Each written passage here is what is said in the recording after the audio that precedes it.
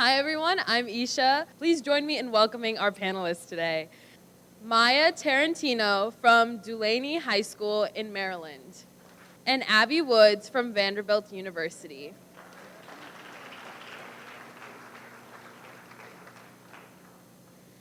So for our first question today, I'm going to ask that each of you introduce yourselves and tell us a little bit about why you're here with us today. And then I want to hear what word you picked during the reflection activity we just did. Hi everyone, I'm Maya. I'm a junior in high school from just an hour away in Baltimore County, Maryland. In middle school, had an experience where I was getting almost 10 to 15 anonymous calls just like hating on me and telling me I was ugly and I didn't deserve to be popular or have friends. And so I joined ICANHELP and I saw how useful and how well curriculums like Work to Be Well and ICANHELP work and how much students need them. So I'm just here because I think we're emphasizing the student voice, and that's so powerful, and we've seen that be so successful with curriculums and just being here today. So I'm glad to be here and very excited, yeah. So the reason why I'm here today is because I am interning for ICANHELP. The reason why I joined that was because I noticed that I was facing a lot of harassment online, and I really didn't want to build a culture of that. So I decided to join so we could spread the digital for good awareness, and very happy with that. And the word that I would use to describe this past experience is inspired, because seeing all those flashlights up really inspired me, and it let me know that we're headed in the right direction. What's it actually like at your school when a social media issue arises? Does your school have any policies in place or anyone that you could go to? Yeah, to be truthfully honest, we don't have any policies, or at least that we're aware of at my high school, on social media use. And that's been a struggle being someone on a team that promotes that. So through being on teams like ICANHELP and Work to Be Well, I've learned a lot of strategies that we could start implementing. And for example, one of my favorites that Kim and I have thought of and discussed is a principal or admin should send out a survey to students and ask them what one faculty member, admin in the building they trust. And that's really powerful, because then when we have a student who has a conflict on social media or with another student, or they're struggling, rather than a almost stranger in the building trying to talk to them about it, we know who we can send to talk to them, who will actually get to them and reach them, because we're a generation of authenticity. While social media may not be always authentic, we're looking for realness. And we're not going to open up to someone who we don't know and who's never been authentic to us, but we will open up to someone who we really trust and we know, and they're authentic. And so that's really powerful, and just a lot of ideas that we've learned through ICANHELP and Work to Be Well. So hoping to implement those strategies more in my school system. Awesome. So, Maya and Abby, what can schools do to promote student mental health and education, and how does your work fit into it? I personally believe that the biggest contributor to helping students' mental health is active listening, because oftentimes when students go to someone they trust, an adult, the adult usually will try and fix the situation, but it can be really, really powerful for the adult to just be an active listener and create that safe space for students to share their feelings before it spirals out of control. So that's where ICANHELP comes in, because we are really good at creating that safe space for students. We have a lot of posts about different types of mental health issues. We have a lot of posts promoting acceptance. So we are able to foster that relationship with our followers where they can feel like they have a safe space. So if more teachers are able to build that safe space and community of active listening with their students, you'd be able to really have a better overall mental health impact on your students. Yeah, so my story with my school is that by my sophomore year of high school, I experienced 3 student suicides. And that was really tough, because first of all, I missed my first year, and then, I like come into the building and I don't even know what's happening. So I think what would be really helpful was, because after these student suicides, nothing happened. We didn't talk about it. And because we have access to technology 24/7, heard about the suicide through social media and the news rather than through an administrator in school that day. And so it's really important to have these digital first responders that have peer-to-peer curriculum on hand for when we experience crisis, and we're able to really reach the students through peer-to-peer education, because that's what our curriculums are made for. They're for students, made by students. So I think, just having that access for a time of need where we have that right away, it would have been helpful in my school, and I'm sure I'm not the only situation like that. So yeah, I think just, having that immediate access would be really helpful. We're here in a room with fellow student leaders, but also advisors and principals. What should they keep in mind when thinking about how to involve their students in decisions that affect well-being? So we often see Mental Health Week or National Suicide Prevention Day or the month for mental health awareness, and that's kind of it in a lot of schools. And while those months are awesome and we should definitely be putting emphasis on those days, we should be having these programs for the whole year. When students are coming through the high schools, they should be knowing where they can go if they're having certain things that they need to talk about. So we talked about being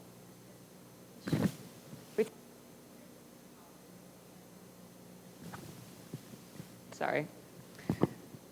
And I can speak to that because I just went through the high school, and I can say I wasn't really aware of what my counselors were available for. My impression of my counselors were they were strictly academic. You work hard on your academics, you make sure you can pass, and it was kind of shoved down my throat that you need to be the best student if you want to go to these colleges. And I did that. I got accepted into Vanderbilt University, and I was super excited about that. And the second I went there, I started talking to other students, and they said, "What do you like to do for fun?" And I just kind of froze. I didn't know, because I didn't know myself. Because for my entire academic journey, it was all academics, academics, academics. I didn't have things to do for fun. I had clubs, which were resume builders. So I really had to find myself, and I think that whole situation could have been avoided if my personality was invested in, and if teachers, administrators were able to have conversations with me that weren't strictly business. Instead of, what kind of clubs are you doing today? It's, how has your week been going? What's going on at home? How's everything been going with you? So I think that having those conversations with students is super valuable. One idea that I heard was principals pizzas, where it's just an hour where principals have food and you can just have conversations, and it doesn't have to be about business or academics or sports. It can be about whatever you want it to be. So fostering those relationships, I think, could have prevented a lot of my situation where I was a shell of a person that was just academics. That was my whole life. So having those relationships can really help our mental health in schools.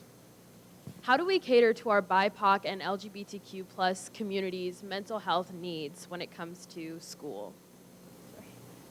Yeah, I think it sounds like cliche, but opening up those conversations to not just the community that it's restricted to, but a whole community. We have a lot of different events for different communities, and it's usually very only people from those communities that are attending that, and just really opening that conversation to, we're not a bunch of separate communities, we're one community together, and let's make that happen. Let's be one community, let's be one heart, and let's come together and just appreciate all the different things that we have to offer. So bouncing back after COVID-19, what do you think that social media impact has been, and how do we make it a more positive one in the future?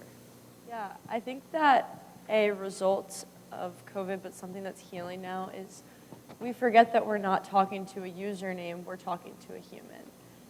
And what happened in my county during COVID, and when we started to go back, we were kind of half virtual, is the app Yik Yak blew up, and I don't know how many people have heard of that, but it's an anonymous messaging app in a 1 mile radius of you. And people were so mean. Like I've seen some things online, but it was brutal. And, you know, people were being body shamed and rumors were spreading. And as we started to go back, I think people realized, oh, I wasn't calling this just a name on a comment ugly. I was calling a human ugly. And so we need to start placing more emphasis on human connection and just like, again, building that sense of community again. That's not strictly a community or a group chat of usernames. So that's something I found was definitely a struggle, was that because we're not face-to-face, you're not real. And that's hard, and we forget what our words can do to somebody else. And once we have to, if we were to have to say, or the things we were saying anonymously to your face, it would never come out, right? We would never say that to someone. So building those connections, again, I just think would really heal us as a community. If you guys are anything like me, you'll hear the word COVID or pandemic or quarantine, and you'll be like, oh, God. Like, you're like, again, we're going to talk about this now? But I do think it's important that, you know, we talked about before COVID, during COVID, and then whatever this is. So I think before COVID, we had sort of a relationship with social media where we had our school life, then we had our family, our friends, and we had our social media, and it was a little bit more of a balance. And then when the quarantine hit, we had nothing to do. So if you were like me, you were on Instagram, Snapchat, Facebook, 13 hours a day. So that's, it just wasn't very sustainable, but at that time it was like, well, you have nothing else to do, so let's just do this for hours. And then whenever we got into this time of whatever this is, we kind of wanted to have both. We wanted to still keep up our 13 hours of social media, but then we also had to go to school, and we had to go to work, and we had to go and have life again. So I think now, since we're, 2 years out from the main hit of the pandemic, I think that now we can really focus on getting back that quote-unquote normal relationship with social media and getting that good balance. So that's what I encourage all of you to focus on. So a big part of this conversation are the parents, right? So how can students work with parents and each other to improve mental health issues? And what is difficult to talk to your parents about when it comes to mental health?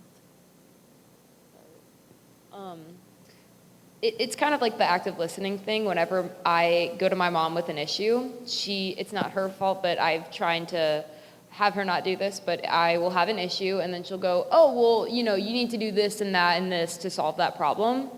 And I think what parents don't understand is that's what adds on to the list of stuff that we already have to do. So we have our homework, we have to do stuff for our sports, we have to do stuff for whatever, and then your parent goes, oh, well, if you want to solve this problem, you need to do X, Y, Z. And you're like, God, that's added to the list now. Like, I need to do all this stuff. So again, it's similar to what I said earlier. If parents have their active listening and they just go, hey, I understand what you're going through, and that must be really hard. And I also think it's interesting, if you have a problem, you can come up to someone and go, okay, do you want to be listened to, or do you want advice?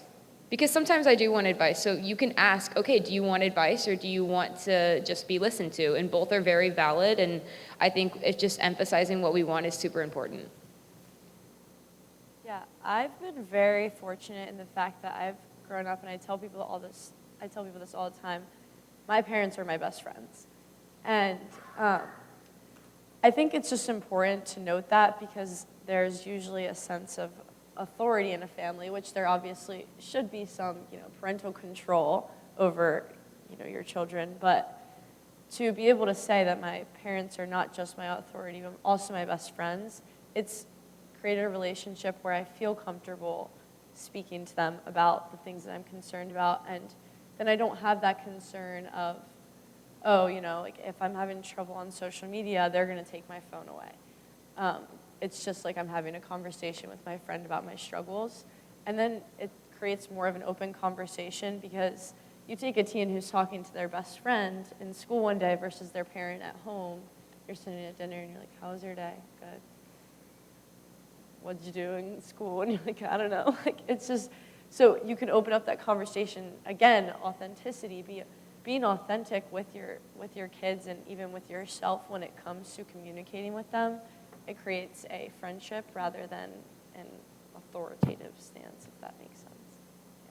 So I'm going to ask one last question. It's kind of a little bit of a two-part question. First, we've been hearing about social media all day. So is there any way that we can use social media as a positive tool moving forward? And second, what is one sentence of advice you have for our principals and our assistant principals in opening the discussion for mental health in their schools? Social media for good. That's how I found my internship. The reason why I'm here right now is because of social media. So you can 100% look at social media for good. My biggest advice would be changing your perspective and looking for the positive things, because there are positive things. We have such like an amazing tool for access to so much information. My dad likes to say, like, whenever we have a question at the dinner table, we're like, I don't know. And we just move on. He's like, wait, you have the information of the world at your fingertips, really? And we all like, okay, Dad, like, it's the same. But we really do. We have so much information to help us create student innovation. And at ICANHELP, like, we feature students at our Digital for Good event every year who are doing like amazing things. 10-year-olds creating apps for mobility apps for kids in wheelchairs. Like, we had a really young student create an app where you can now go on and search any public place up and it says if it's wheelchair accessible. And he was really young, and I don't want to say the wrong age, but it's just amazing what we have and like how much we can do with that when it's used as an information tool rather than a way to spread negativity. And I think my biggest advice is be open to being a friend and not an authoritative figure. And remember that you're talking to a soul, you're talking to a mind and a heart. You're not just talking to a person or a student. They have everything behind them to be sensitive to that. So that's my advice. Thank you all so much for your time and your leadership. Can we get a big round of applause for our amazing panelists?